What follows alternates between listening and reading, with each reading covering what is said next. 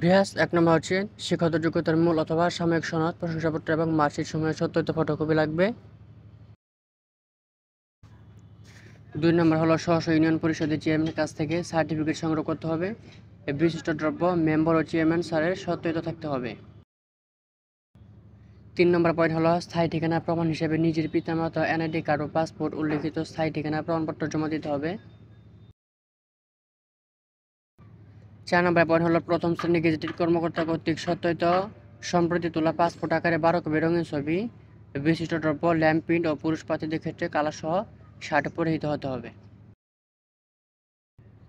৫ নম্বর point হলো চাকরিরত প্রার্থীদের ক্ষেত্রে স্ব কর্মস্থল প্রতিষ্ঠান প্রদান কর্তৃক কর্মস্থল প্রার্থিতার জন্য অনুমতিপত্র লাগবে। ৬ নম্বর পয়েন্ট হলো মুক্তিযোদ্ধার সন্তানের জন্য মুক্তিযোদ্ধা মন্ত্রণালয় কর্তৃক সম্প্রতি প্রদত্ত মূল মুক্তিযোদ্ধা সনদের সত্যায়িত ফটোকপি, বিশিষ্ট দ্রব্য শুধু মুক্তিযোদ্ধা সন্তানের জন্য প্রযোজ্য। ৭ নম্বর পয়েন্ট হলো জন্ম নিবন্ধন অথবা জাতীয় পরিচয়পত্রের সত্যায়িত ফটোকপি, বিশিষ্ট দ্রব্য যে কোনো একটি অবশ্যই লাগবে।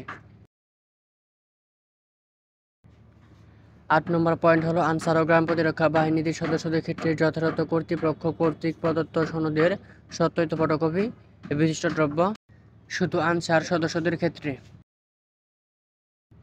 ৯ নম্বর পয়েন্ট হলো ক্ষুদ্র নিগোষ্ঠী ক্ষেত্রে সংশ্লিষ্ট জেলার প্রশাসক কর্তৃক প্রদত্ত সনদের সত্যায়িত ফটোকপি, বিশিষ্ট দ্রব্য শুধুমাত্র নিগোষ্ঠীদের ক্ষেত্রে প্রযোজ্য।